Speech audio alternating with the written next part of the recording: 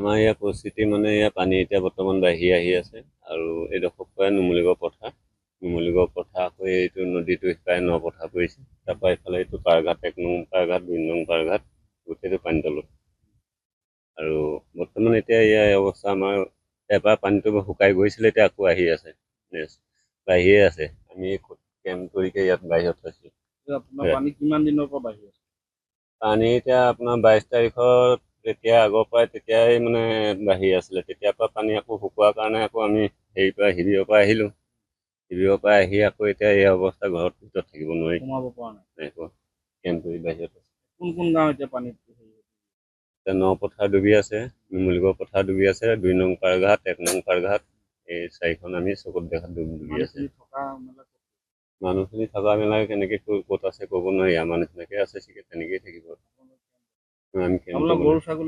গৰু ছাগলী মথাই ঘূৰি ফুৰিছে, ঘাঁহ বন খাবলৈ পোৱা নাই, একোডাল নাই খাবলৈ। পথাৰত নামিবলৈ কোনো খাবলৈ জেগাই নাই। ছাগলীও এই তেনেকেই আছে, মানুহৰ গোটেই চৰকাৰী বিভাগ এটা আছে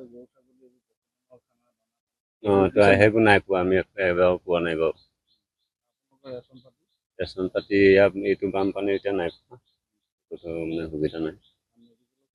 মেডিকেলৰ একোডাল নাই পোৱা। আগতেতো বহুত আগৰ পাইছিলোঁ বহুত ৰকমেৰ দৰৱ চৰব। এইবাৰতো ঘৰতো যিটো গোন্ধ ওলাইছে, না ফেনিয়ল নাই, একো হেৰি নাই।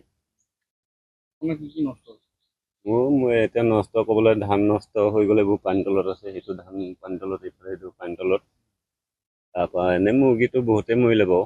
মুৰ্গীটো এবাৰ পানীত সোমাই যোৱা পাছত মানে তাৰ পাখি নুশুকাই মৰি থাকে, বহুত মৰিলে তেনেকৈ।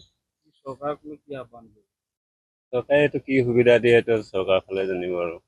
আমি কি ক'ম আৰু, যি দিব তাকে ক'ম। যদি সুবিধা এটা দিয়ে আমাক, সেইটোৱে আমি ধন্যবাদ কৰোঁ। যিকোনো খবৰৰ বাবে যোগাযোগ কৰক 9181 307 221 আমাৰ এই নম্বৰত।